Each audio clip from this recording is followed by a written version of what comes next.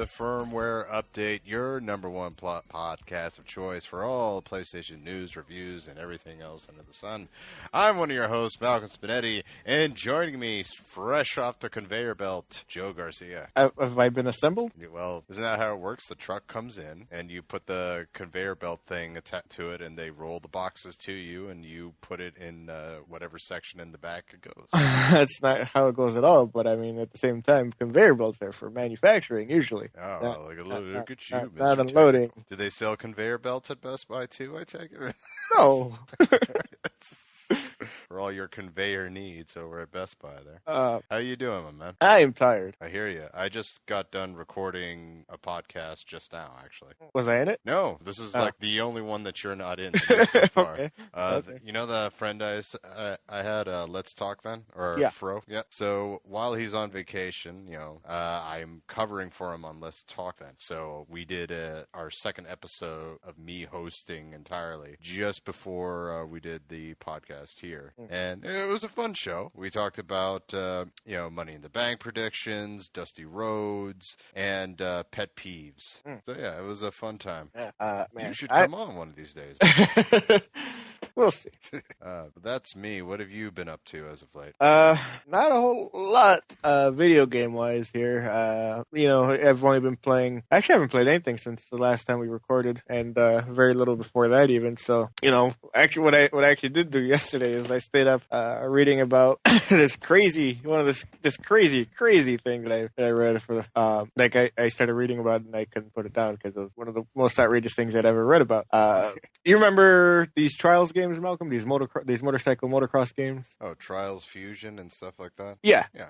All right, so let me give you a synopsis here. Run down what's been going on here. With Trials HD, which came out like in 2000 and I don't know, like 9 or something, on Xbox 360, like the developers put in the grand scheme of things, most people out of the millions of people who play that game, like a tiny fraction even noticed that there were these Easter eggs in the game, like all over the place. And it turns out there were clues to it, an elaborate riddle, and it took like 2 years for people to figure out what the riddle was, and to answer that riddle, just in time for Trials Evolution to come out in like 2012.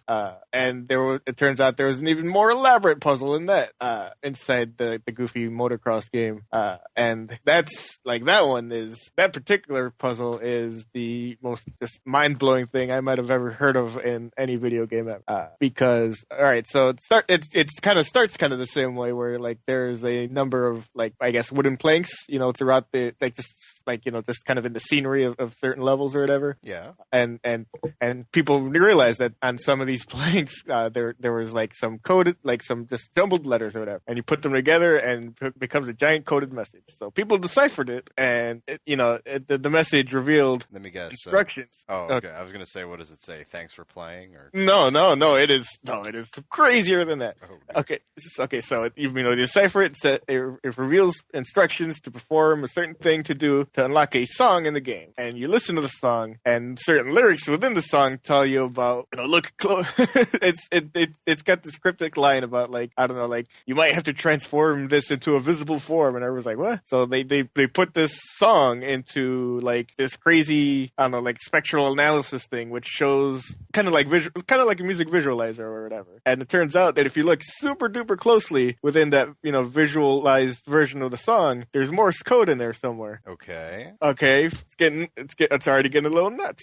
All right, so people figured out this Morse code, and it took them to a website created specifically to reveal the next part of this puzzle. And within there, the website had a bunch of cryptic images or whatever, and people, and these images revealed basically another alphabet of stuff. Kind of like you ever seen these puzzles as a kid where it's like, oh, here's a key, a word key or whatever. You put the appropriate characters here, it spells a message or whatever. Mm-hmm. All right, it was basically one of those, and eventually what this would do is it was basically another riddle, with the answer saying that, and the answer for that ended up being, quote, the big freeze with no no complete end, which apparently is a reference to a theory about the end of the universe. And solving that, Malcolm revealed yet another website which gave actual physical. What's that? Okay, pause for just a second. Go ahead. All right, so just to backtrack, Trials Fusion Yes, the goofy puzzle platforming motorcycle game with the goofy ragdoll physics has this in-depth, what's the word, rabbit hole of freaking in-game stuff, which goes from a code to Morse code to a song to now solving the end of the universe to... Well, let me stop you right here, because it gets even crazier, Malcolm. When you solve that particular puzzle about this universal theory or whatever, it takes you to one other website, and it gives you physical coordinates to 4 different objects buried throughout 4 different cities on the planet Earth, Malcolm. One in Helsinki in Sweden, one in San Francisco in California, one in Sydney, Australia, and one in England. And it gave very real instructions to these 4 very real locations, and 4 people, near these coordinates went to these coordinates, and they found identical tiny little boxes buried within the Earth, Malcolm. Wait, well, there was actual boxes in the... Yes, tiny identical boxes. Actually, at 3 of the 4 locations. In San Francisco, in Australia, and then in England. And see, if this was April 1st, I would so be thinking you were punk out. No. And so at these 3 locations out of the 4, you open these tiny little boxes, and there's a key, just the key, and then there's also a little metal plaque as well with a quote that just said, "It seemed like forever ago," or whatever. And on the 4th box, or in the 4th box in Helsinki, which is where the developer actually is stationed or whatever, where they're kind of headquartered, they hid the most elaborate box of all, Malcolm, because that contained not only a key but also 300-year-old documents pertaining to a land sale of French property in the 1700s, along with a phrase that said, quote, "Today, the 25th of April, 1740, or 1740, it's a date, basically, before midday," or whatever. And it also included a map. And that map led to a cemetery with yet another box, which contained an antique pocket watch from the year 1916. And the craziest thing of all, Malcolm, is that all 4 boxes, even including the bigger box, there was also a phrase on the other side of that little metal plaque that I mentioned. And it said, this is the crazy, all right? This is the quote. "Midday in the year 2113, the first Saturday in August, one of 5 keys will open the box underneath the Eiffel Tower." Did you catch that first line, Malcolm? Did you catch the year that I mentioned there? 2113. You can't see the end of this puzzle for another 98 years, Malcolm. People have to physically pass these keys through generations of human beings. And then these 4 people will have to travel their asses to Paris, where they'll have these 5 keys between the 4 of them. And one of them will open this crazy box that will have just pop up underneath the Eiffel Tower someday. And the first Saturday in August, 98 years from today. This feels like the beginning of a movie. Like if they were doing The Last Starfighter 2, this is how it would start. This is like that one episode of The Simpsons where Grandpa was part of, what was it, the flying hellfish or whatever? Yeah, and nobody believed that he was part of this crazy thing, and they all had keys that would open a box like however many years after World War II, and nobody believed them. And like whoever found these keys is going to be doing the same thing, and everyone was like, their kids are going to be like, "What are you talking about, Grandpa? What's a video game? We have mental implants now where we do our video gaming or whatever." And okay, who does Trials Fusion? Red Links. All right, we report on a game studio closing down like every other week. Do you think they'll still be around in 98 years? Probably not, no. But apparently, the creative director or the producer or whoever, kind of runs things over at that studio, has been very clear apparently that this is definitely 100% happening, that, he has made very specific arrangements to ensure that there will be something to open when the key holders arrive in August 2113. Yeah, that's what I spent my time reading about yesterday before bed. So 2 things that immediately spring to mind. Now, Joe, these 4 individuals, would you say they are the key masters? No, I would not. And number 2, how bummed are the 3 that don't get chosen gonna be?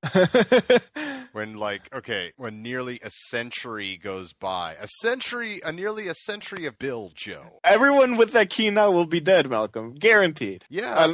Unless there are meteoric steps in human medicine that allows everyone living today to live to the year to live to be 250 or something. Nobody on this planet right now will know what happened to that bot. Like, all right, now, okay, like not even the people who planted it will be alive to see what actually happened. Like, maybe our grandkids will be the one to find out what happened.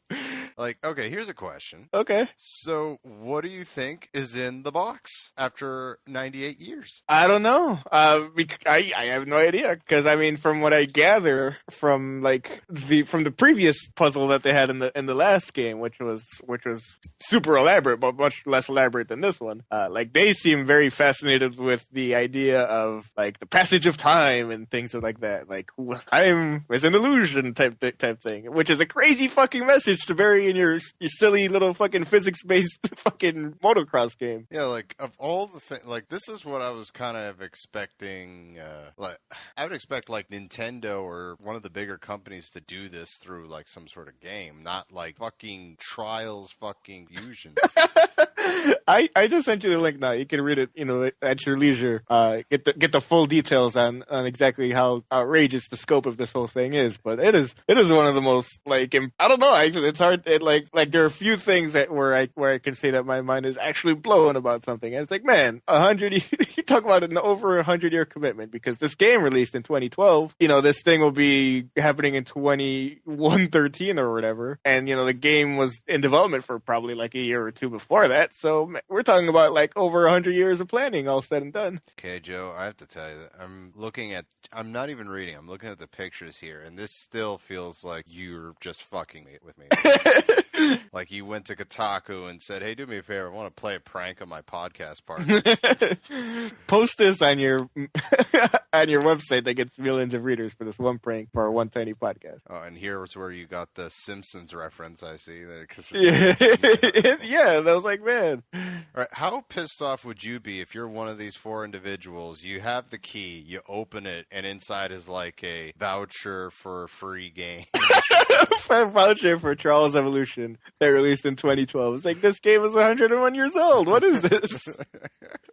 What's a voucher code? What's an Xbox?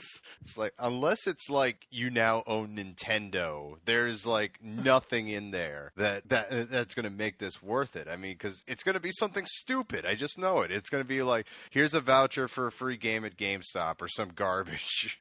But how could you know? How could you? I mean, friggin' A. I mean, that's a vacation. Like, that's going to be crazy if you're one of those guys' family. Like, they're telling their grandkids, on this date, you must go to this location and take this key with you. Like, these are now heirlooms. They are literal heirlooms. My God. Like, go find the treasure in Paris. It's like, how do you know those kids will even be able to afford to go to Paris? Listen to what the fuck you're saying, Joe. Treasure. Treasure, I don't know. We're in national treasure right now, Joe. Oh, man. My God, this is insane. My God. This is the coolest thing I've ever read. All right, well, appreciate this, Joe. I got to tell you, yesterday, Joe, that was a pretty depressing day for me. I don't know about you. Like, well, number one, Lee, friend of the show and was my boss at AT&T until yesterday. But yesterday was his last day with AT&T in the company. So you're saying he killed Dusty Rhodes? Right? Well, no, I can vouch for his whereabouts, number one. Number two, then I would find out Christopher Lee, Saruman, or sadly Count Dooku as well. He died. Hey, could this day get any worse? Yes, it can. Because Dusty Rhodes is now dead too. Man, that one really bummed me out. It did, and of all things to die from, he fell wrong. I know. It's like, he didn't know how to take a bump, Joe. What horrible irony is that? It's like complications from a fall at home or something. It's like, that's no way for a wrestler to go. Yeah.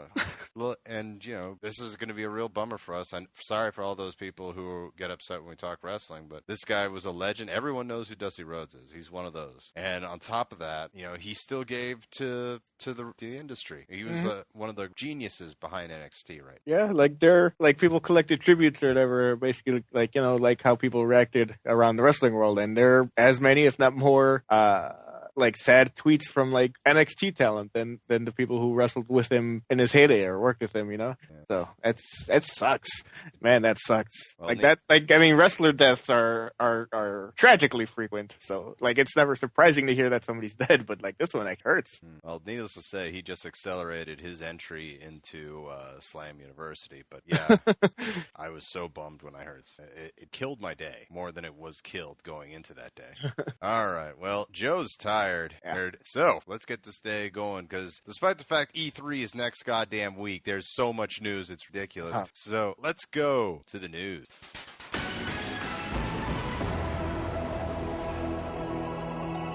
Alrighty, Joe. So, be straight with me. What happened this week? All right. Well, over the course since our last recording, Malcolm, they have released the NPD numbers for May 2015, and I'm keeping my fingers crossed that Sony was able to regain the title. PlayStation 4 does top console sales. Woo! For the month of May 2015. Meanwhile, The Witcher 3 has a ridiculously strong debut, apparently. I'll get into specifics with that in a second, but the gist of it is that it does lead software sales for the month of May pretty firmly, I think. Which do you want to hear more about first? Do you want to hear about the hardware or the software? Let's go with the hardware, because I'm just stoked that we regained the title, Joe. We did it. Okay, sure. All right, so let's see. Total new physical game-related sales at U.S. retailers generated $507.6 million in May. That is down 13% from last year because, again, sales of, say, Xbox 360s and PS3s is down. But let's see here. New hardware sales generated 153.6 of those millions, which is down 18%. Let's see. The decline in May 2015 is attributed to poor comparisons to a strong release slate in May 2014, specifically the launches of Mario Kart 8 and Watch Dogs. I forgot about that. Yeah, those sold a lot. But yeah. As far as where did the hardware stuff go? Okay, so the best-selling console, of course, PlayStation 4. Sony shared the following statement with GamesBeat. As we headed to E3, we would like to thank gamers for making PS4 the top-selling console and the leader in software sales in the U.S. in May. Microsoft touted growth in sales and its community, even if it was second to Sony for the month. They said, quote, Xbox One and Xbox Live continue to see strong growth in sales and engagement. Xbox One sales in the U.S. were up 81% over May 2014, and active global Xbox Live members, Xbox One and Xbox 360 were up 20%, said the Microsoft spokesperson. Let's see, Nintendo, also, let's see, they asked Nintendo for comment. They said year-to-date hardware sales. Oh, wait, no, there was no, apparently so Nintendo did not comment on their hardware sales, even though they had a pretty impressive month as far as software goes, which is a nice transition, but we'll get to that in a second. So The Witcher 3 led sales over the software side. Mortal Kombat X at number 2, hanging on. Grand Theft Auto 5 at number 3. Minecraft at number 4. Splatoon at number 5, despite having like 2 days on the charts and releasing only on the Wii U. Number 5, that's very good for Nintendo, and it's great for everybody because that game looks like a lot of fun. I've heard nothing but good things so far. So. Yeah, now that it's released, people have had a chance to play it, and I've heard that's a really good thing. Beating out, even though Call of Duty Advanced Warfare came out, last November, it still beat it out on its 5 platforms. So that's impressive. That's nice for Nintendo. NBA 2K15 at number 7, FIFA 15 at number 8, MLB 15 at number 9, and Super Smash Brothers at number 10. All right. Anything surprising on that list for you, Joe? Well, Splatoon is the big surprise, I think. The Witcher 3 definitely not a surprise at number 1. But Splatoon definitely, I think, is a nice plus surprise for everybody. It's good because I was starting to wondered how that one would do. Yeah, it's a new IP, which Nintendo needs some more of, and I'm happy to see that it went off as well as it did. Mm-hmm. All right, what's the next story? Let's see. Elaborating then on some of the sales stuff, The Witcher 3 sold over 4 million copies in its 2 weeks since release. Fuck. Yeah. The co-founder of CD Projekt Red wrote an open letter to fans thanking them for their enthusiasm. He explained that the figure was achieved in the first 2 weeks after launch, then adds that such demand has given the studio a fresh wave of commitment to making the upcoming expansions the very best that they can be. He said, quote, since day one, you have given us tons of positive feedback and support. The sheer volume of emails we've gotten since launch simply congratulating us for our efforts is both epic and heartwarming, and I wish every developer comes to have such a fantastic community, he writes. In terms of media reception, we're really humbled by the scores the gamers received all around the world, with an average of 90 plus on every platform. Wild Hunt is our dream coming true. I'd also like to take this opportunity to thank the 4 million gamers worldwide who bought The Witcher 3 Wild Hunt in the first 2 weeks from launch. 4 million fans spending their hard-earned money on our game is a sign that we did something right, and you can be sure that we'll harness all that positive energy and make the upcoming expansions worthy of the grand adventure that you're telling us Wild Hunt already is. Until then, keep on enjoying Wild Hunt. Do not forget to grab your weekly set of free DLCs, and stay tuned for constant updates and enhancement to the game we're continuously working on. Have you had a chance to play that yet, Joe? I have not. You're gonna have to get on that, pal. I mean, this is gonna be a game. This is definitely gonna be in the tournament. I mean, Yeah, but I committed to I was gonna start it yesterday, but success is still out of my control. I was going to start Bloodborne, and that would be. I figured I would actually play Bloodborne first before I'm I sorry. played. Did you say start Bloodborne? Yes. Fucking A, Joe. That came out ages ago. I know, and it's been sitting on my shelf for ages. So I figured before plunking down the money for The Witcher, I should give that a fair shake. Okay. All right. As long as you have. Well, it is June. You still have 6 months. So. here's my timetable. My tentative timetable here, Malcolm, of game in the near future. I'm going to play Bloodborne, leading up to Batman Arkham. That's in a week and a half, basically. Yeah, that's out not this week, but the next week. Right. So I figure I can get a good amount of Bloodborne in during that span, leading up to that, and I'll play through Arkham Knight because I'm pretty sure I'm going to gobble that shit up. Yeah, I have a feeling I am too. And depending on how I feel about Bloodborne before starting Arkham, I'll either stop playing Bloodborne and move on to The Witcher, or continue playing Bloodborne until I feel like stopping that, and then at some point All right. Because I figure, they're still making patches to the game as well. Like, there's some niggles that I was happy to hear about being patched in The Witcher. Like, I hear they kind of tweaked the character movement a little bit, so it's not so, I guess, cumbersome.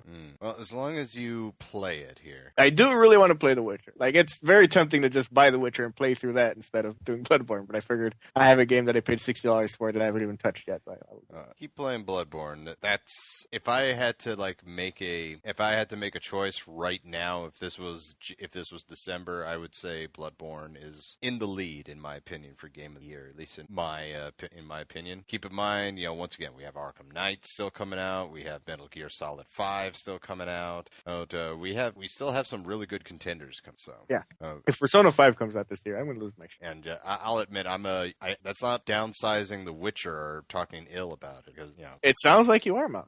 You shut your face. It sounds like you're belittling it and patronizing it. At least I played it. But at least I respect it. I respect it quite a bit. It's just that I am a unique case. The Souls games are always going to have me a little bit. But Witcher is fantastic. I just need to play it a little bit more too, though. Man, we bought so many copies of that over at Best Buy at our store. Like, sold out. Not even. Well, no, I mean, because we bought so fucking many of them. So. It was a good thing you did. It sold 4 million. Yeah. I mean, they've definitely been hard to keep on shelves, especially on the Xbox One. Not necessarily because they're selling better on Xbox One, but because we ordered so few copies of it on Xbox One for some reason. That every time I put out 6 copies, they're all gone by the next day, and we've got literally 100 copies on PS4. Oh wow, it's the whole Wii effect all over again. Basically, we ordered so few copies of the Xbox One versions of stuff. It's really weird. Same with Mortal Kombat X. We're tripping over fucking copies of the PS4 version in the back room or whatever, and then we'll have 10 copies on Xbox One. Oh boy. Well, foretelling of things to come. I'm going to try and squeeze in as much gameplay as I can before Arkham Knight comes out, because like you said, I have a feeling that's going to dominate at least a month of my time, I imagine. Well, I don't think it's going to be that much. I just know that I'll want to play it immediately, but if anything, there's comfort in knowing that it's a smaller game in scope than either Bloodborne or The Witcher. Those games are hundreds of hours or whatever, dozens of hours at least each. Whereas I figure Arkham Knight will be 15 hours top. Hey, while we have a second, I want to have an impromptu aside with you about Arkham Knight. Okay. All right. There are roughly 6 fan theories as to who the Arkham Knight is. I don't care to spec. Come on, man. Because no, I just want to go on this journey. I don't want to go in there with preconceived notions or whatever to see who's right and who's wrong. I just want to freaking see what Rocksteady's got. You can still do that and talk about the game. I mean, we can talk about the game, but I don't want to have to speculate about what the identity of this mysterious character is. It's I just want to see. I just want to be whisked away on an adventure, Malcolm. Well, Joe, I already told you it's just going to end up being the Joker. Yeah, I know. We all know that. He's gonna reveal it. And it's like, it was me, Austin. It was me. Oh, wait, God. question though. Okay, do you think Joker's gonna be in this? Probably, yeah. And I'm not talking like a flashback or some garbage like that. I mean, In some form or another, you'll hear, I guess it would be Troy Baker impersonating Mark Hamill as the Joker. I will say I do enjoy the fact that if he is in it, they're not talking. Yeah? Like, he's not even mentioned in the cast at all. They're just going to let that be a fun little... If it does happen. We're not saying it is, folks. But going by the last two games, you know, it's like pretty much Hollywood Hogan syndrome with Joker. It's like, no, we're going to push this new guy, the Scarecrow, to the... No, you're not. Oh, man. Let me tell you, though. If it wasn't this game, or like if it wasn't Batman Arkham Knight, or I guess the only two games I could substitute for it would be the new Mass Effect or Metal Gear Solid 5. Like, those are three games I would excuse this for, but if it wasn't for this, like, I probably wouldn't buy this game every week based on all the pre-order bonuses at different retailers and the season pass for $40 or $50 or whatever the fuck. And oh, come on, Joe. You don't want those Batmobile tracks? like, literally any other game would just sit on the shelf until the fucking complete edition comes out. But because it's fucking Batman and I'm a fucking idiot, I guess I'm going to have to buy it at launch and play it immediately. You know what I will admit? I really do want to play those Red Hood missions that... Yeah, I know. Like, I work at a Best Buy now, and I could just grab the fucking game at work after work and just go straight home and play. But no, they put exclusive missions over at GameStop, so I'm going to have to fucking go over there to get it. Like an asshole. It's like, oh, they put so much content on this game. No, they locked it away at fucking GameStop. Like, I have to go out of my way after work to go pick it up at GameStop instead of using just the fucking... Oh, God, why? All right, when you say out of your way, you mean like 2 stores to the left, or... No, there's no GameStop. There aren't any GameStops near where I work. Like in Chicago. No, not that there aren't any in Chicago, but I have to go after work. How do I, like, instead of just going straight home, like, I'll have to fucking go home or, like, part way home, fucking get off at, like, 4 stops before my usual stop, walk, like, fucking 20 minutes, then walk another 30 minutes home after that. It's like, encumbrance, Malcolm. I don't like it. Well, there's a GameStop just down the hall from me in the mall, so it's not... Oh, a goodie for you.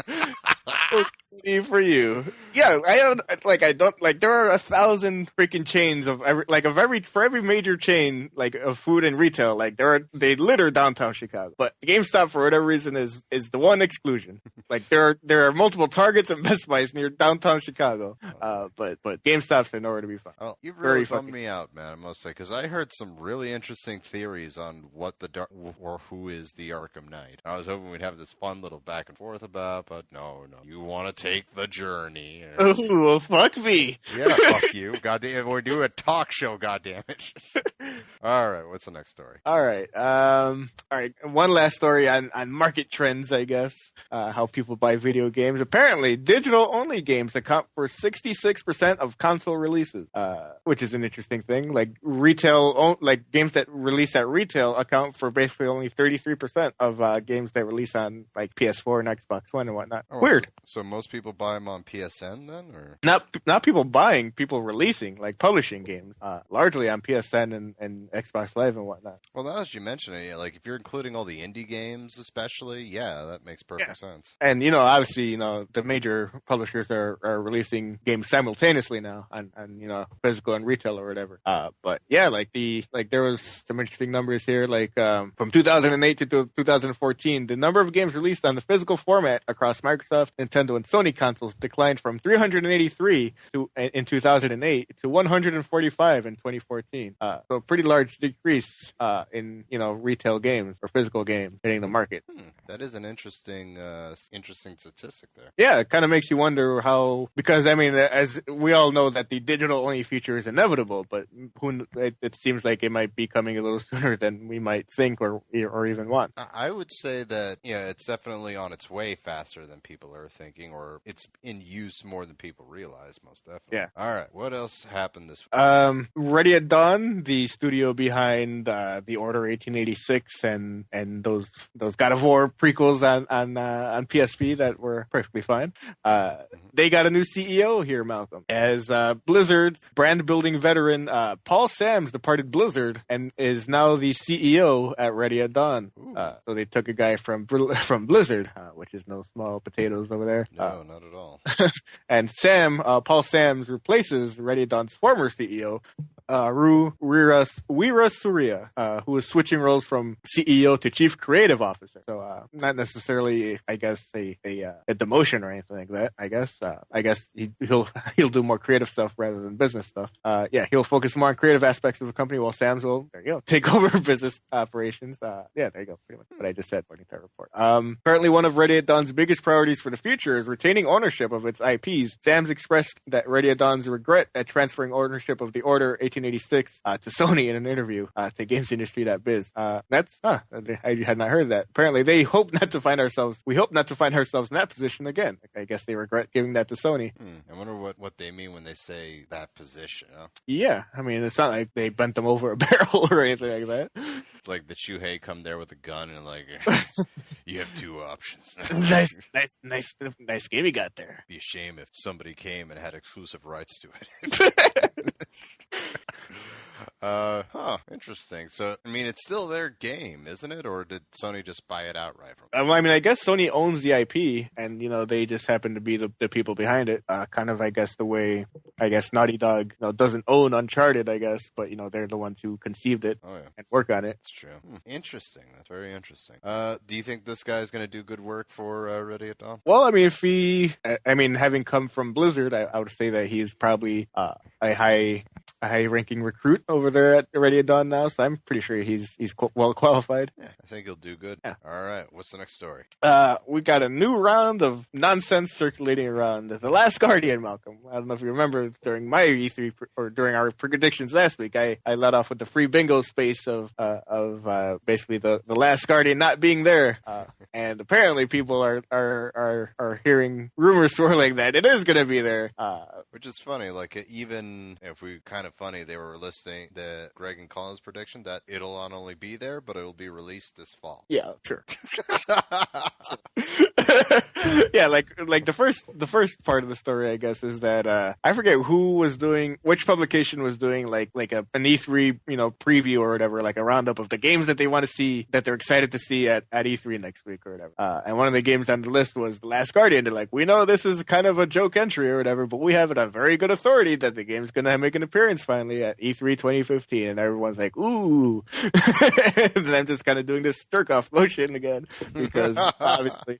But apparently another report after that says that Mark Cerny, who was I don't know if you remember Mark Cerny. The guy, he designed the PS4. Yeah. The architect. The architect. Not of the Shield, but rather of the PlayStation 4, as well as the Vita as well, I think. And developer of classic launch title, Knack, as well. Yeah, the greatest game on PS4. Apparently him and his team are, or at least it's rumored that they're kind of helping get that game along to the finish line or something. Knack 2? Really? Yes, Knack 2.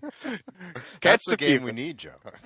I guarantee you Knack 2 comes out before The Last Guardian. Oh. How's that for a prediction? Oh, it fills me with joy, but then I realize doesn't fill you with joy, you sick bastard. So you don't think we're going to see Last Guardian at all at E3 still? No. I will continue to believe that until it actually happens. Okay. I will change my mind after it does make an appearance. That's when I will finally say, yes, it was there. I think, you know who will be more relieved when it does finally get shown? Who's that? Shuhei. Because he's said in interviews, please stop asking me about this game. I don't know either. I'm sorry. Oh, man. Shuhei doesn't deserve this. He does not. All right. What else is going to happen? Well, another thing that I was hoping for at E3 was some information on the new Mirror's Edge game, and we've got information before the show, Malcolm. Really? Okay. Yeah, the game is not called Mirror's Edge 2. It will be called Mirror's Edge Catalyst, according to mirrorsedge.com. They updated that. I guess they did there are 3 posts on mirrorsedge.com. The first one came in June 2013 when they just said, a new Mirror's Edge game is coming. And then June 2014 that said, hey, we haven't forgotten about that new Mirror's Edge game we told you about last year. It's still a thing. And then this year, the third post, a year after that, says, hey, we're here. Like I'll just read some of the highlights here from senior producer on the game, Sarah Jansen, who said, basically the gist of it is that it's not a sequel, but rather kind of, I don't know, it's kind of like this weird spiritual successor. It still has, it still stars Faith, but it's more of a reimagining of kind of like realizing the full potential of what Mirror's Edge could be, I guess, but not necessarily a continuation of that story, even though it has the same character. But let's see here. She does promise here that, there will be more of the game at E3, so that's super exciting.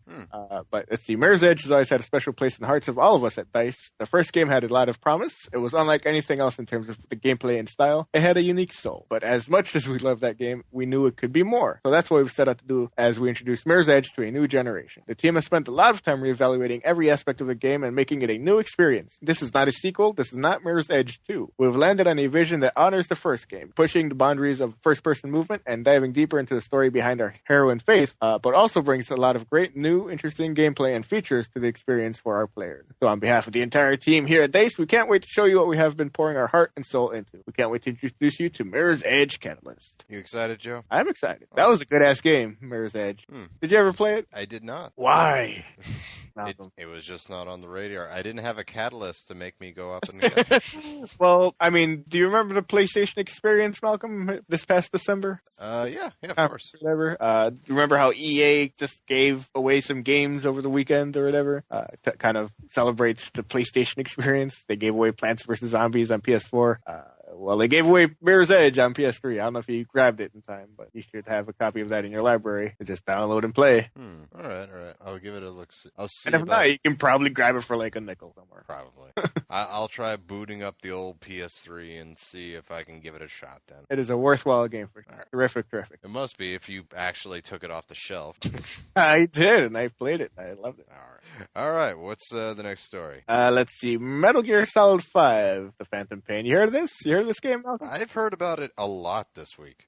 Yeah. Apparently everyone went to go see it. And previews have been coming out left and right. A torrent of previews kind of just saying how great and amazing this game looks. But one of the things people have kind of noticed is that there's some goofy language, in the menus that kind of allude to the possibility. Does it lead to treasure that can only be opened in a century? No. It leads to treasure for Konami, where it leads your wallet via the process of magical macro-transactions, possibly. Oh. Yeah, because the large part of the Phantom Pain apparently it's very Peace Walker alike, where you're building up your base.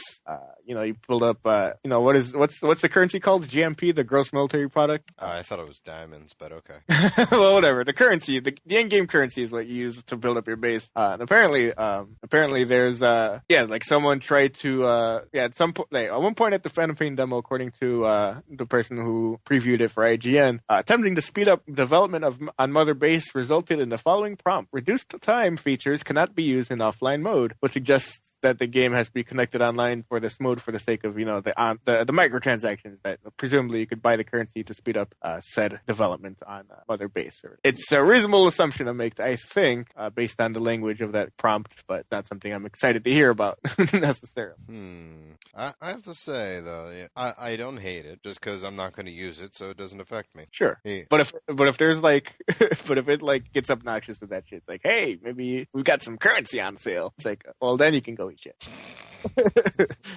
Order now to get Jason on your page. It's like, excuse me? If you pre-order this bundle of currency, you can get Goro. Get Goro along with you. Hey, I would love to have him on the battlefield, man. He could probably absorb quite a few bullets. Yeah, probably. Oh, man. So talking a bit about the hype that's been going on for this game, because some notable guys, including Greg Miller, friend of the show, he actually said, as of right now, it's his game of the year. Which is weird, because he hasn't played that whole thing. He hasn't played the whole thing. He played it for 2 days straight, so he's played a chunk of it. So, which gets me excited about the game. Don't get me wrong. I'm really looking forward to September when this all comes out.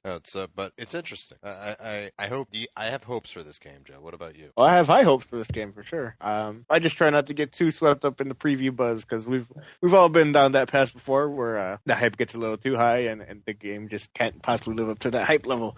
Or not just necessarily, the game's great, or the game's great, but it's not as great as I'd hoped. But otherwise, things like Assassin's Creed Unity, that's like, wow, this game looks amazing, and then it's like, oh, it's a hot mess. It's a hot mess on here.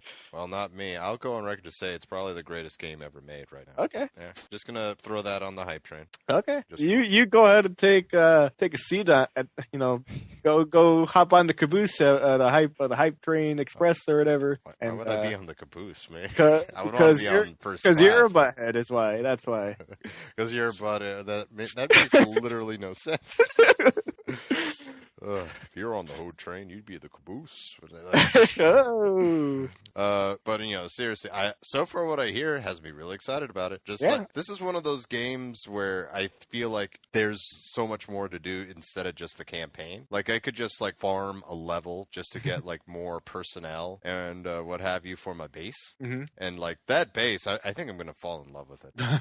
I think it's gonna be like you remember Assassin's Creed 2 when you put all that work into your villa. And of course, then in the fine villa. What's that? A fine villa. It was until it was destroyed by that prick in Brotherhood. Yep. Which, you know what, was great because I wanted that guy to die in the worst way. You know how much time I put in that villa.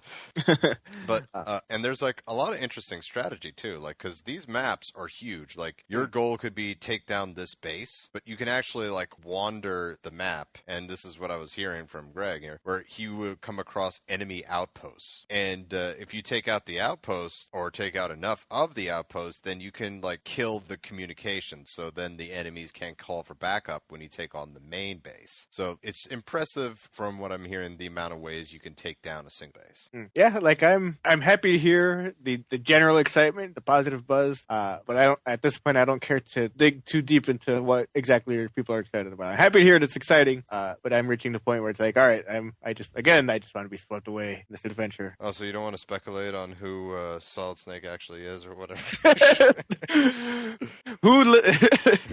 What's up with that metal arm? Is it another Liquid Snake situation, huh? I want to know what the deal with the horn is, man. I have no idea what the fuck that is, man. All right. What else happened this week, buddy? Driveclub. Oh, for fuck's sake. PlayStation Plus Edition. Remember that? Yeah. What month is it, Malcolm? Give me a month. Just give me a very general timestamp. Give me a month in the year. Where are we right now? We are in June, Joe. June what? June 2005. 2005? Holy shit, what happened? Oh. We went in time. God. It's 2015. Oh, man. PS3 is going to be out in like 11 months. It's going to be awesome. Oh, God. I'm single again. Oh, man. So, Driveclub came out October 2014. So, we're talking 8 months ago? Oh, my God. It's almost been a year. Yeah, so people were wondering where's the PlayStation Plus Edition? What's going on with that? And, on Twitter, the game director, Paul Ruchinsky, confirmed via Twitter to someone asking, when the hell is that actually going to happen? Apparently, he said, quote, "We're in the final stages of development now." Whatever that actually means. But apparently, late last month in May, Evolution announced a, quote, "significant server upgrade" for the game, which occurred on June 1st. And the process apparently was carried out to improve server performance across the game as the team continued to work on making the PlayStation Plus edition of the game possible, which is hilarious. Oh, man. That game just has to be free. The whole thing just has to be the PlayStation Plus edition at some point. You would think it would have to be free, Joe. Man. My goodness. Oh God! Like, there's nothing to add for me on that. That the story is kind of sad enough on its own without me piling on. Yeah. Once again, how did the paid-for version come out first? I don't know. All right. Well, fuck this game. What else happened this week? All right, this is interesting. Apparently, YouTube is launching their own dedicated gaming app and website called YouTube Gaming. There's going to be nothing on with them taking down videos. I know, that's the first thing I thought. It's like, what? Like, what's allowed there?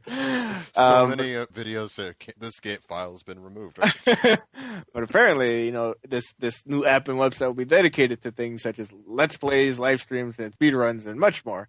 The quote from YouTube Gaming product manager Alan Joyce says, quote, YouTube Gaming is built to be all about your favorite games and gamers, with more videos than anywhere else. From Asteroids to Zelda, more than, from Asteroids to Zelda, more than 20, right? Shows you where this guy's from.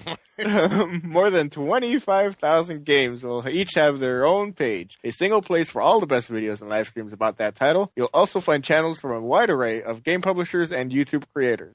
You kids still rocking the Centipede? That was my jam back in the day. You play adventure? Like adventure games? Yeah, I love adventure games. No, adventure on the Atari 2600. What? Who wants to go head-to-head with me on a game of Galaga? Hey, I love Galaga. Galaga's sweet, but... That is it. For me, Galaga's a top 5 arcade game. Probably top 3. Okay. Great Arcade, game. okay. Let's see. At an event from the company's LA studio today, YouTube's global head of gaming partnerships, Ryan Wyatt, talked about the growing importance of gaming for online video, particularly live-streamed video, but said that YouTube, quote, has never really built gamers the experience they deserve. No, they have not. YouTube Gaming, he said, has been built from the ground up for gamers by a game, promising, quote, no longer is gaming going to be lost in the sea of content. Let's see. The YouTube Gaming app and website will let users subscribe to channels and be notified instantly of live streams when they start. The service will also make recommendations based on users subscribed to channels. YouTube Gaming puts game live streams front and center in its apps, said Joyce, emphasizing its importance. And when you want something specific, you can search with confidence, knowing that typing call will show you Call of Duty and not Call Me Maybe. Ha ha ha ha ha.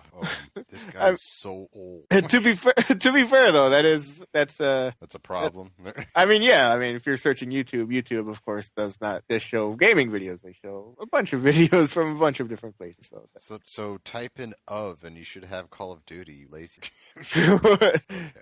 But, okay. All right. Well, to be frank, I'm surprised YouTube didn't pull something like this much, much sooner. Like, at least be ahead of Twitch or something like that. But, oh well. Twitch, for their part, they tweeted, well, YouTube Gaming, it's got its own Twitter account or whatever, so they tweeted, quote, a new player has entered the game, and they had a picture or whatever of YouTube Gaming, blah, blah, blah. And, and Twitch, their account replied, welcome player 2, add me on Google+.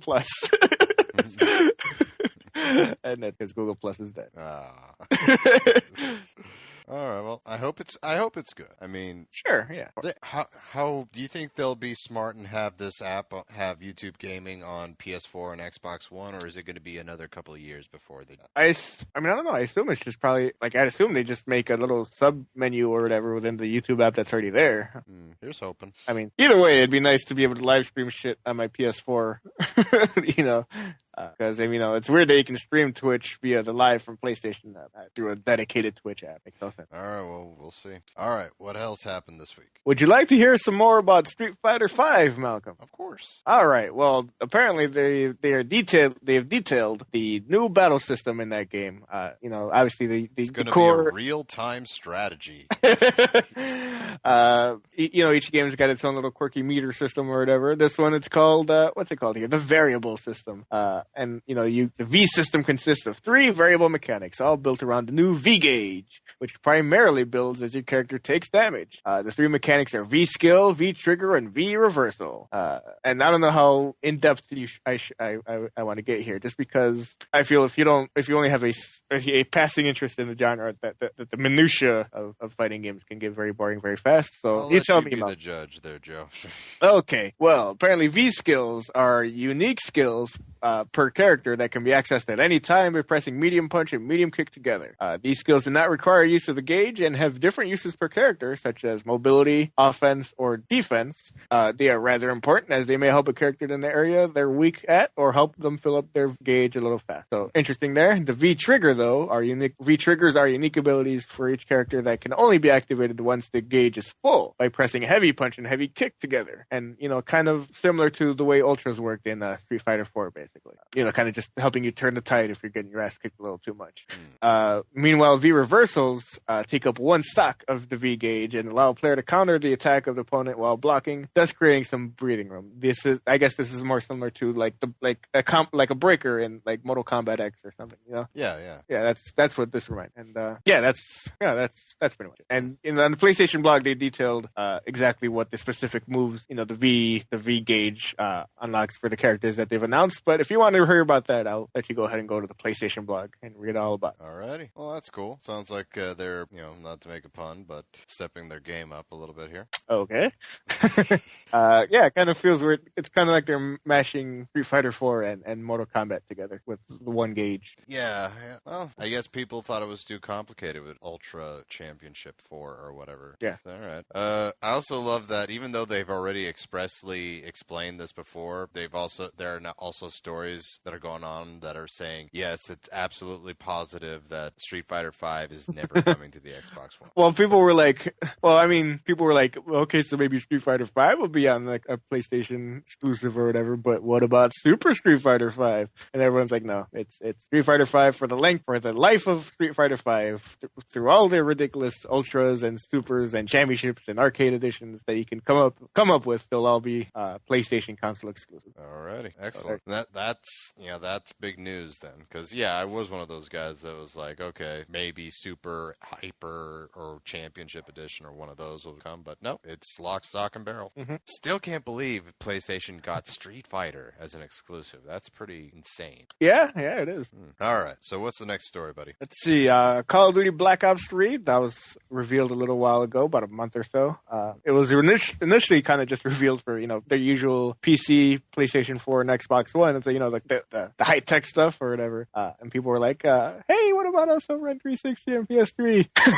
And there was nothing said, but today, or not too long ago, a couple days ago rather, they announced that, you'll be fine if you still have an Xbox 360 or PS3. It'll be coming to those as well.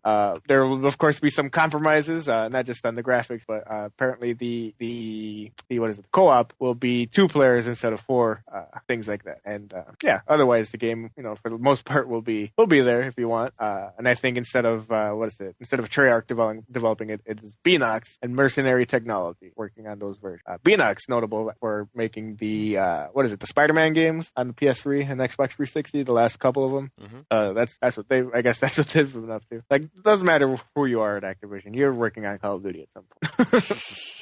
Like, fucking Neversoft worked on Call of Duty at one point before they closed down. Are you serious? Yeah, they were doing DLC, I think. Oh, man. Like, you can't be an Activision studio without working on Call of Duty in some capacity.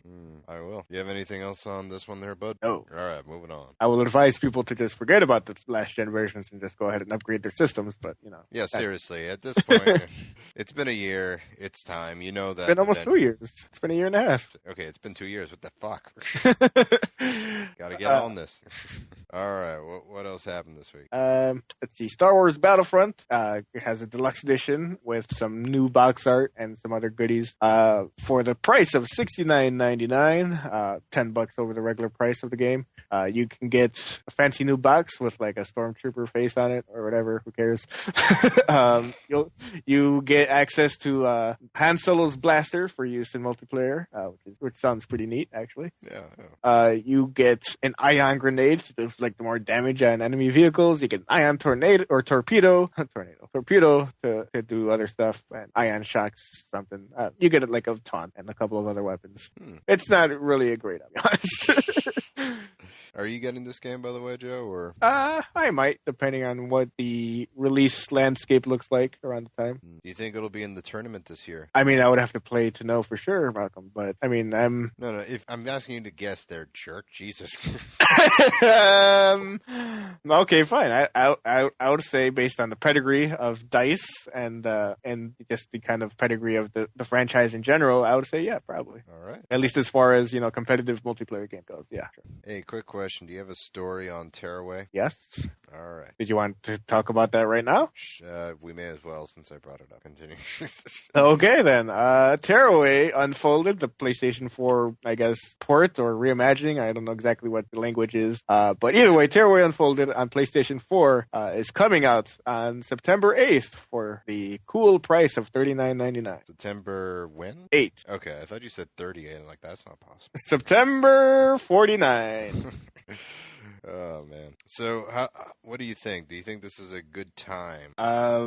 September 8th, probably. I mean, I'm trying to think. Like October is when it's kind of like the earliest part of the year where like the big fall releases really start coming in. Like usually, like I think the only thing that's really going to compete with is Madden. Madden usually comes out. Well, the thing that's going to hurt them is if some game comes out. Some large game that that's going to eat up so much of people's time. Aimed that people might not give this game a chance. Like if there was like this massive game that came out like 7 days earlier and is really highly anticipated, and I could see it taking away its Metal Gear Solid September 1st. Well, I don't think there's necessarily a lot of overlap in those markets. I don't know, man.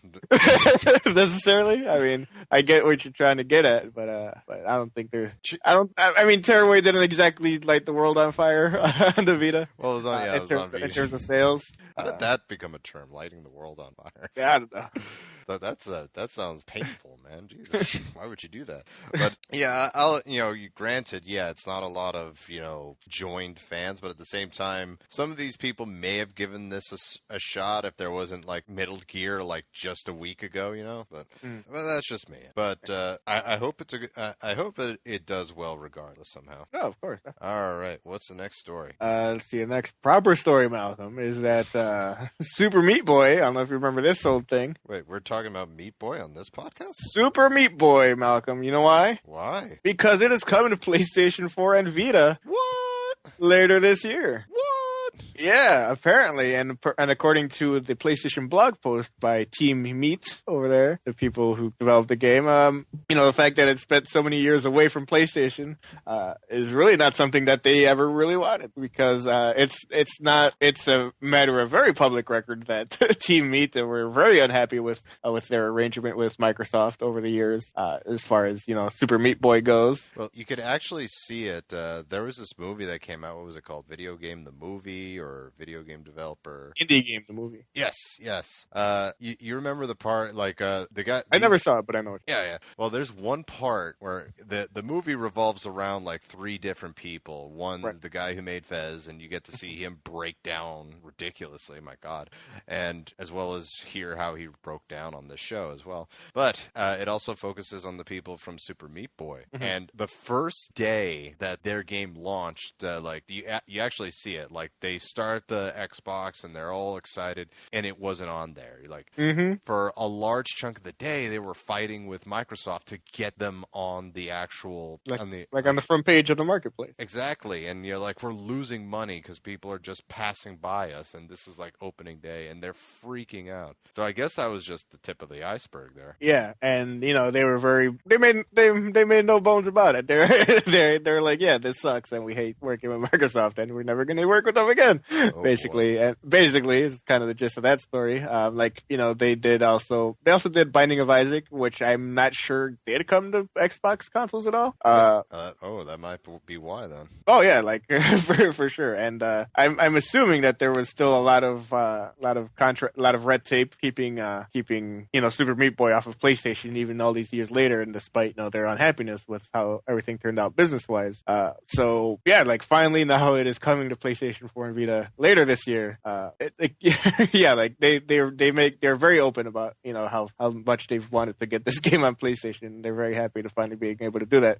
To the point that they are even going to launch a game on PlayStation Plus at launch as well, basically as their way of saying thank you for waiting patiently to PlayStation fans. So, and when is this game coming? I think all they said is later this year. Well, for those of you who don't know, Super Meat Boy has been very critically acclaimed. Oh, it is a terrific. I mean, I understand why Microsoft were being assholes to keep it as a Microsoft exclusive for the longest time, as it's very critically acclaimed, it's very fun and engaging, and with the exception of like one boss, I haven't heard a thing bad about it. Yeah, like everything about that game just rules super hard. It's such a great game. Like the music is awesome, the freaking the platforming is super on point, and it's so good. So good. So Excellent. All right, what else happened this week? Let's see. Mega Man Legacy Collection, Malcolm. Woo! You heard about this thing here? I have. The Mega Man Legacy Collection will bring Mega Man's 1 through 6 to the PlayStation 4, basically, in crisp 1080p, enhanced with modern bonuses. Apparently, well, an interesting thing is that Digital Eclipse is the one bringing this port over, or these ports over. That's interesting because I was pretty sure I heard about them closing a little while ago or whatever. So it's interesting to see them pop up again to do these ports. But two is that apparently they, the people at Digital Eclipse are taking this super seriously and want to basically make a Criterion collection of Mega Man games. So not only do they want to recreate the games as faithfully as possible, via emulation or whatever, while also upscaling, the graphics, but they want to have like a bunch of like museum content or whatever. Like here's a lot of concept art and music and all this cool shit that comes with, this amazing series of games with such a storied history. So that's cool. Any idea when it's coming out? I think it will be this summer is what it says here on the Capcom Unity page. This summer on digital storefronts. I'm willing to bet it's going to be coming out in August. That way they can come out just before Mighty Number 9 comes out and right on that hype train. What's the date for that? Do you remember? Well, you know how I was picking on Tearaway for its release date? Mm-hmm. Mighty Number 9, September 15th. There you go. It's going to be an expensive month, my God. Well, this will release before Mighty Number 9 for sure, because they say summer for this. All right, but I am excited to hear about that. The Mega Man games are classic. They were my favorite Nintendo games ever. I still consider Mega Man a Nintendo character, which is one of the reasons I marked out so hard when he was in Smash Brothers. Mm-hmm. But yeah, I'm very ecstatic that this game's coming because I like to see these series of games live on for people, and it's a great collection. So I highly recommend. And it'll probably be like what? What do you think? $39, maybe $29.99. The only way they can justify more than $20 is if that museum content is really great.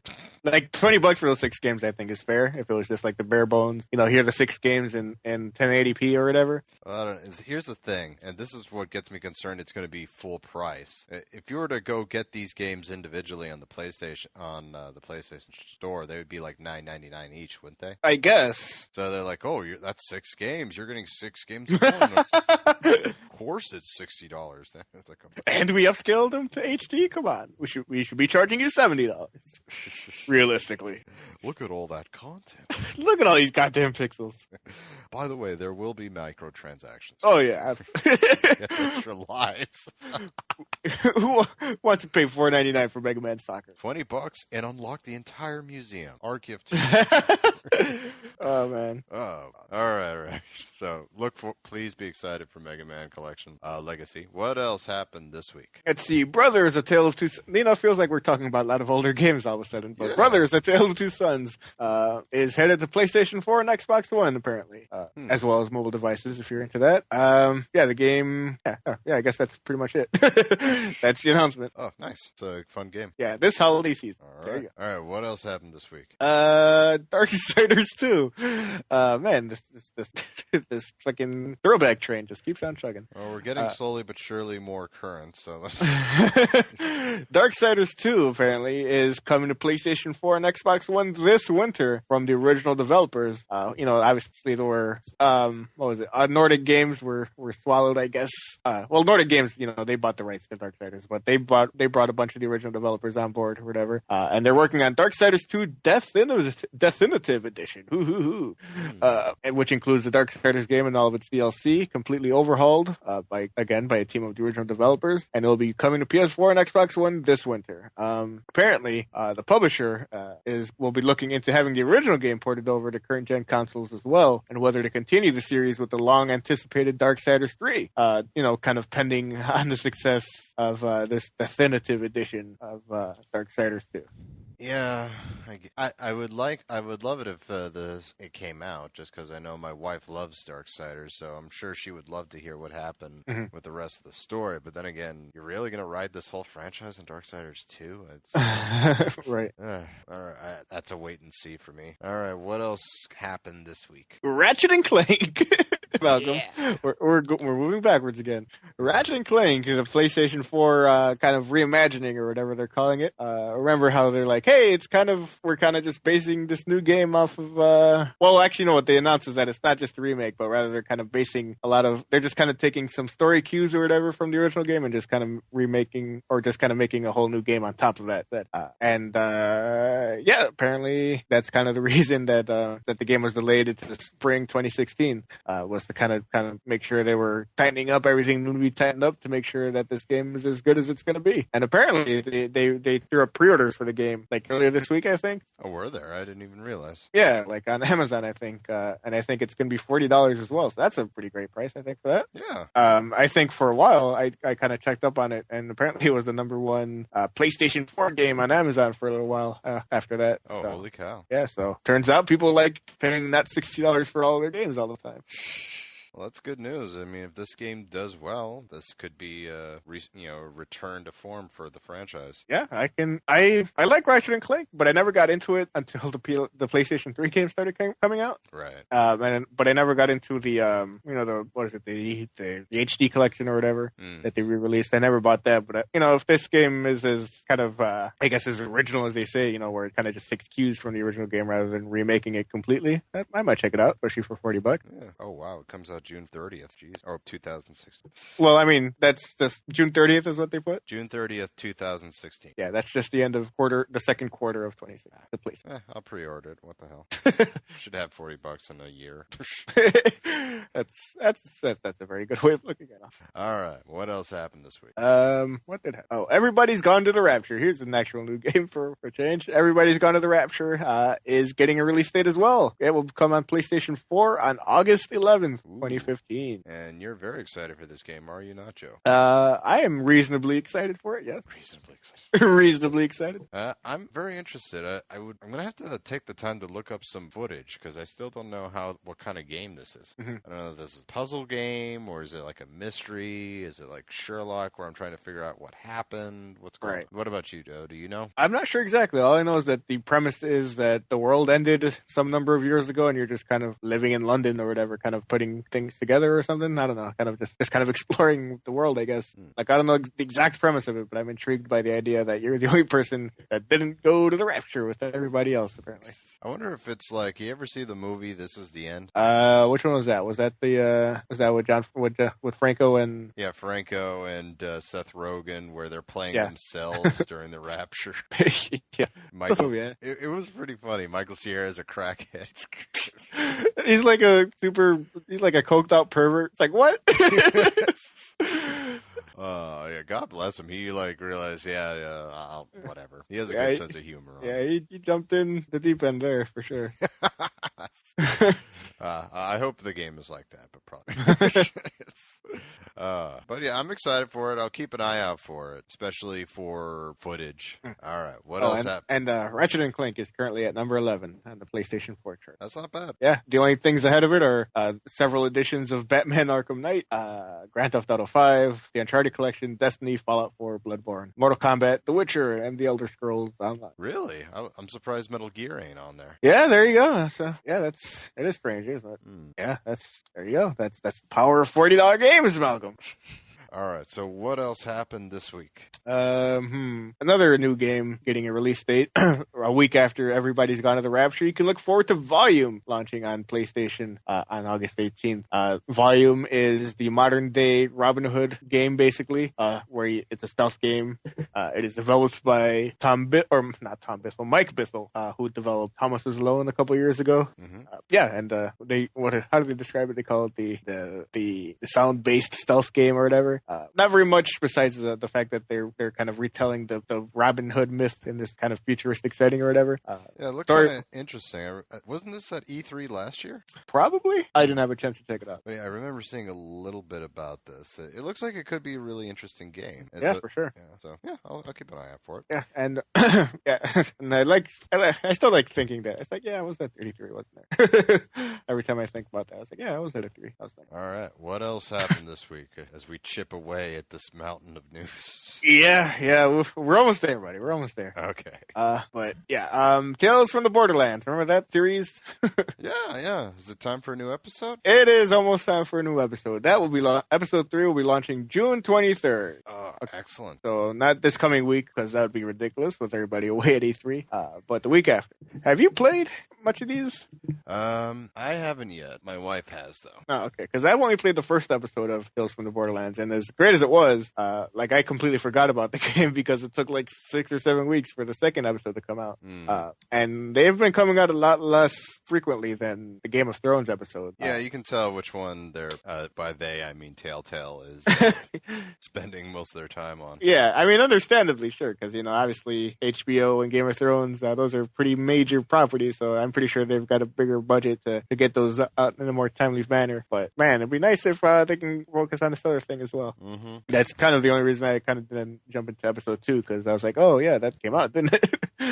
But whatever. Starting to wonder if the Telltale games may be painting themselves in a corner where people are starting to become conditioned to just think, hey, I'll just wait till the whole thing comes out. Yeah, I mean, people I think were already thinking that by the time like The Walking Dead season 2 came out. But. Yeah, I mean, I felt kind of lucky that I was able to do that with season 1, but now it's just like taking forever. All right, what's the next story? This is actually our last story. Okay. Shadow Warrior 2 is coming to PlayStation 4 in 2016. It is a sequel to Shadow Warrior 1, I guess, obviously. Developed by indie developer Flying Wild Hog and published by Devolver Digital. Apparently this was a pretty goofy but fun first-person shooter that people really got attached to. So I guess we're good for them for getting another one if you're into that. Yeah, excellent. I wish I could say more, but yeah. Me too. But I see enough copies floating around Best Buy for me to say, okay, I guess somebody cares about this. So I figured I'd throw that out. Beauty. Well, unfortunately, I don't have anything else to report, so I guess it's time for the drop. Yeah. All right, what dropped? Well, I mean, we did the drop a few days ago, so nothing new dropped from what we told you about last time, because we just gave you this week's drop. But I guess I can update some sales or something. I don't know. You can pre-order Call of Duty Black Ops 3 now on PS3 digitally if you want. There's a demo for Tropical 5, which I think we mentioned before. Let's see. There are some Child of Light bundles, I guess, across all 3 platforms. You can get that for $22.49. I guess that includes... Actually, I don't know what that includes because I thought that was a pretty complete game. I don't remember any DLC coming up with that. Let's see here. There's a sale on Square Enix titles on the PlayStation Store. You can save up to 80% on titles such as... I'm kind of tempted to grab Sleeping Dogs Definitive Edition because that's like $16 right now on PS4. Ooh. Yeah, $15.99. Oh, wow. Did you play Sleeping Dogs? On PS3. Okay. I haven't gotten it on PS4 yet. Yeah, man. That's if you don't want to get it on PS4 and you want to get it on PS3, if you think you're fine with that version, you can grab that for $4. So either way, there is no excuse not to play Sleeping Dogs. What a terrific video game that is! Holy cow! And equally terrific is Just Cause 2, which you can grab for like $6 with all the DLC on PS3. So pretty good deals on the Square Enix front. You can grab Deus Ex: Human Revolution, the director's cut, the complete edition of that game, basically for $6 on PS3. And next week you'll hear all about the new game. What is it? Mankind Human Divided? Mankind Divided or something? Yeah, I think so. Yeah. I forget. I'm super excited for that game, and I can't believe I can't remember the subtitle. I'm so excited for this game. What's it called? I'm not sure. The yellow one with the guy with the glasses. The black guy in the suit with yellow all around him, that game. There's yellow all over the game. It looks like someone peed on it, but I assure you it's prettier than it sounds. That game's my jam. That game's my damn jam. Let's see. Any add-ons this week? Trying to look here.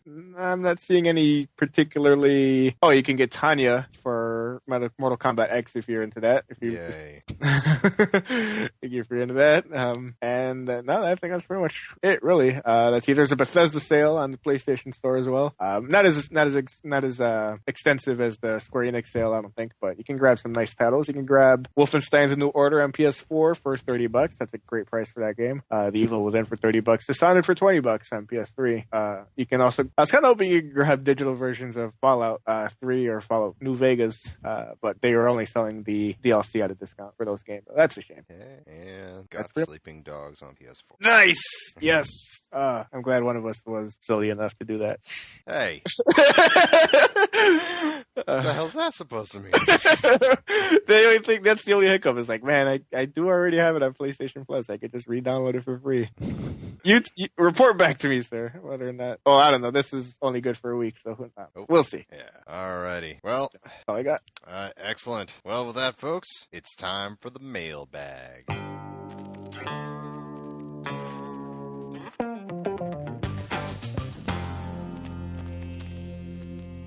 And if you want to write into the firmware update, Joe, where do they need to send that mail to? Mailbag at thefirmup.com. That's mailbag at thefirmup.com. And you can be like RK. But before we go to RK, my buddy Lee, who I told you at the top of the show left AT&T, didn't leave without giving me anything, Joe. Okay. He gave me a prediction to talk about on the show. Before departing to parts unknown.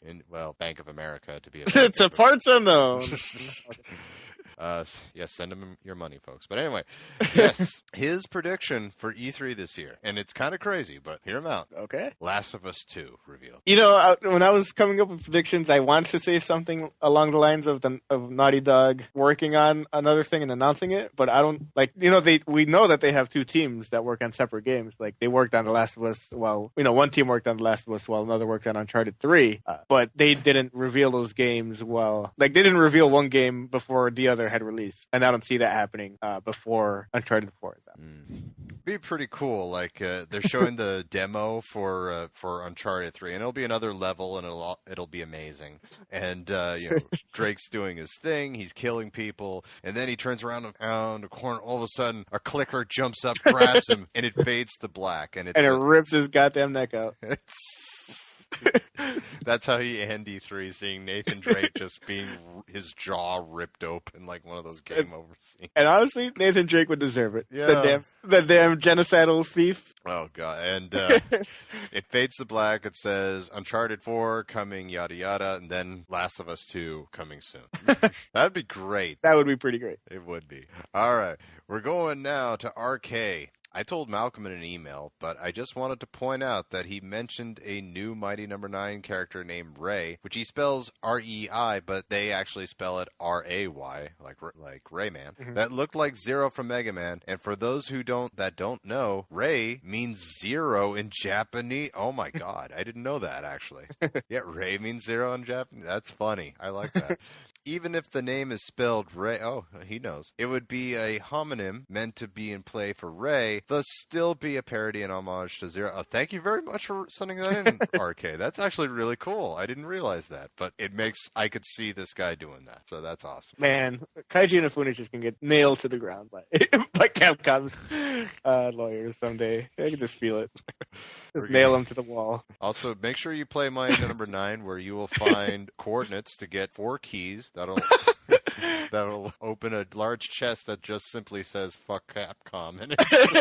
Yeah, it'll be a chest buried deep under the sea in the trenches below Australia. And you'll unlock it, and it'll say that. But you can't unlock it in the year 2222. That's when we built. Jesus Christ. Anyway, on to the E3 predictions. I'll do 6 as well. Oh, very good. We're in competition now, Joe. Shenmue HD collection for PS4. Shut up. It's gonna happen one day. It'll come out the same day as the last card. You're not even saying before last card. The Division. This is number 2. The Division will have a graphical downgrade when shown on stage this time. Oh, that's not good. They're already treading that, walking that fine line between being vaporware without showing happiness. Microsoft will try to act like they've been all about the gamer since day one and try to pretend the TV and the Kinect debacle never happened. I think that's a fair bet. I can see that happen. Nintendo. This is number 4. Nintendo will reveal their own virtual reality headset. It'll be called Virtual Reality with 2 I's at the end instead of a Y. You know, like Wii, reality. Yeah. It'll be overpriced despite a POS hardware, a piece of shit hardware-wise, and it will struggle to display in 720i. And it will require Wiimotes, Wii Fitness, and the Wii Health Monitor to work. The Wii Health. Their stocks will then fall 20 points. This is a pretty intricate guess right here. I think, to be fair, we should give him double points if he's right for this one. Also, to be fair, Project Morpheus does require a PlayStation move. It does. Oh, yeah. So let's not pretend like that would be a shortcoming on Nintendo's part if they did something like that. It'd be a little silly, though. But anyway, I would argue that I can get PlayStation moves a lot cheaper than I can a Wiimote. Oh, yeah, for sure, because nobody bought them. They're like, please remove them from... Hey, I didn't say why I would get them. The new Star Ocean will finally show some footage and will be a PlayStation 4 exclusive. I could see that happening, actually. I mean, yeah, the PlayStation 4 exclusive part is like, couldn't be more of a lock. Like, I can't imagine anybody on Xbox being like, yeah, I gotta get that Star Ocean 5 here on fucking Xbox One. All right. Sony will devote stage time to playing Persona 5 live and or play Persona music with a live band. I wouldn't mind either. Yep.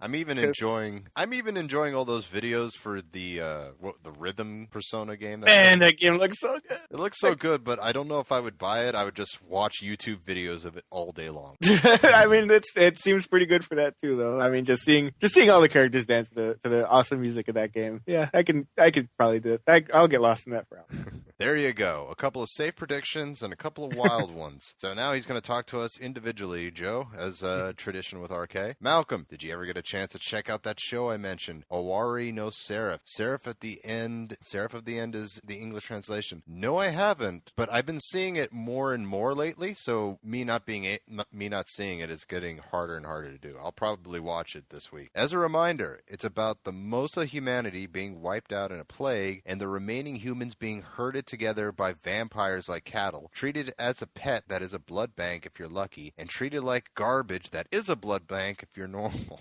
One kid breaks free and joins a rebel band of vampire hunters that forms contracts with demon souls to enchant their swords in order to slay How have I not seen this? God damn. Wow. Yeah, Malcolm, what the fuck? I know, this sounds like the most amazing anime of all time. What the hell? All right, if it's on Crunchyroll, consider it watched. Joe, did you see the latest tweet from Alexandra Shipp, the woman who will play Storm in the new X-Men movie? I'm not sure exactly which tweet he's referring to, because tweets happen very frequently from most people. So asking in an email if you saw the latest tweet from somebody is very hard to pin down. Well, it looks like this one has a picture. As he says, it looks like she's going for the Mohawk Storm look, and I'm pumped. I'm looking at her media or whatever, you know, the pictures and videos tab or whatever. Mm-hmm. Like I'm not seeing any pictures that are like what he's describing in the picture or in the email rather. Oh. But her avatar seems to be in line with what he's talking about here. I'm pumped. It seems that there are a few intentional leaks from the X-Men Apocalypse set and a lot of unwanted leaks from the Suicide Squad set. Oh yeah. I mean, I'm pretty sure by the end of the shooting we'll have the whole movie in photograph form. Like, you could just line up all the photos and we'll have the movie. It's ridiculous, the amount of leaks here. There seem to be a few intentionally... Okay, well. On the one hand, X-Men is an established movie franchise that has less than a stellar track record, as only about half of the movies are good. Suicide Squad is an unknown player in the movie game, so I'm excited to see what they can do. I know that they are very different movies, but which one are you pumped up for? I'm not really sure. Like, I just love the X-Men in general, so I think I'm always gonna be a little bit more drawn to them. But I'm excited. I'm willing to give Suicide Squad a shot as well. The casting's interesting. Even if I think the Joker is a little ridiculous. Thank you. Just a little ridiculous, Mike. But I'm also excited for like if they go with the Mohawk look for Storm. I love that Mohawk look for Storm. Look, very very good look. So here's the thing there are two things that bug me so far about Suicide Squad. Well, first and foremost, Will Smith. Where Will Smith is one of those actors where it's impossible to get lost in the character because all you see is Will Smith. It's like Nicolas Cage, where you see he's Will Smith in every movie, and Nick Cage is Nick Cage in every single movie. Well, that sounds like your problem, not Will Smith's problem. Well, no, if there are other people like, actually no, if there are other people like me, then it is Will Smith's problem because that movie ain't gonna do as well. Like I'm looking at what he's wearing on the shoot, and it looks like he's playing freaking Shaft other than freaking Deadshot. So I'm a little wary. Now, then again, I could be wrong. I was wary about Heath. Like Heath Ledger is always going to come up in these because they're like, oh, you thought Heath Ledger was going to suck, and they're like, well, Heath Ledger, I'm going to say is like that exception because he wasn't only good, he was a freaking god at playing the Joker.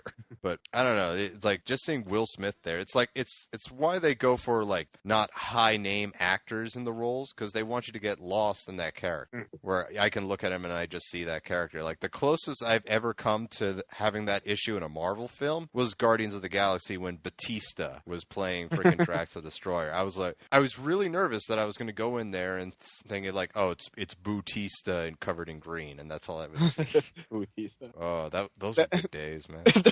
Seems like it was so long ago. It does. Oh, I miss it. I miss Batista. I know. He didn't deserve that. He didn't. That was WWE's fault right there. Oh, man. But one of those, you don't know what you had until it's gone. Did you see him when he went to NXT, his last appearance there? No. It was just pretty much him going through the motions, kind of. It's like, oh, don't applaud me. I know you guys don't like me. What are some of the things you call me? Blue-tista? It's like, wasn't there another one? And they start chanting Boo-tista. Like, yeah, that shit. Then Bo Dallas came out and he got Batista bombed. That was it. But, oh, man. But yeah, I'm a little worried about this movie. And the other thing, by the way, is yes, I do not like how the Joker looks at all. Like many people have said before me, it's not that he has tattoos that's the problem. It's that he has those specific tattoos that's the problem. It's like why would he write damaged? Yes. Like, oh god. It's like imagine if for the Storm, for this girl for the Storm, was playing Storm in the Apocalypse movie or whatever. It's like if she went and got like electric on her forehead. Oh god. How ridiculous would that look? It would look pretty ridiculous, Joe. I will. Or like Hugh Jackman comes on, and he has like Snick tattooed on his wrist or whatever. No, he would tattoo it on his knuckles, Joe. God! It'd be like how Corey Graves has "Stay Down" on his knuckles. It would be Snick on his knuckles. I will say two positive things. I like the girl they got for Harley Quinn. Everybody liked the girl they got for Harley Quinn. That's not. And two, I was looking at the photos, which how do you not look at the photos for Suicide Squad? And it's already been revealed Batman is going to be in it because thanks for ruining that movie set by allowing people to just take photos. Could you imagine if they kept that a secret until the movie? But that's how desperate they are for buys. Let's just leak the fact that Batman's going to be in it. Fuck it. But anyway, Batman is without his cape in the shots because they're going to actually make the cape CG, which I think is a great idea. Is it? Yeah, because all right, like if you watch Batman the animated series, the cape almost has like a mind of its own and how it's like moving and it's like so ominous and what have you. You're not going to get that with a real cape. I mean, the capes always look stupid in the Batman movies. So yeah, why not make it CG and just so that Ben Affleck can move a little easier without carrying around this 50-pound cape on his back because you have to make it look all rubber. At least that's how I feel. I take it you don't agree. I mean, I guess I never really thought about the logistics of a real cape versus a CG cape. It's just funny to think about. Like, yeah, we'll CG the cape in later. It's like, the technology exists to have capes in real time. Well, you're not a real fan. But anyway, thank you for writing in, RK. And once again, if you want to write into the show, mailbag@thefirmup.com. Folks, that does it for this week's episode of the Firmware Update, episode number 149. Next week is our big E3 episode. We're going to cover, at the very least, the big three conferences that you need to worry about. Sony, Microsoft, and yeah, even though it's not on the show, we'll cover Nintendo and see what they got. And we'll give you the play-by-play as only me and Joe Garcia can do it. And I'm super pumped. But folks, thank you so much for listening in. If you like what you hear and you have an Apple device, then you can listen to us on that podcast app. Just hit that subscribe button and you'll get every single episode as they come. And, hey, do us a solid. Click that like button on there if you've had your Facebook on there, and give us 5 stars and a nice little review. It really helps out the show. If you have an Android device, never fear. You can find us with the Stitcher Radio app, which is a free app which allows you to stream not only us, but all the podcasts you could ever want. And if you want to download us, then the easiest way to do that is with the Pocket Cast app, which we highly recommend. It's $4, but it'll be one of the best $4 you ever spent. Also, you can find us on the Twitter, at PSMount for me, at Ones23 for Joe, and at the Firm Up for the show. And, hey, when in doubt, just go to our website, thefirmup.com, where you'll find every single episode on there in all its full 1080p glory. Yeah. Yeah, we got those texts on full HD. It'll be great. Well, and Joe, is there anything else I'm forgetting this week? I don't think so. Groovy. Folks, thank you so much. We'll see you next week. See ya.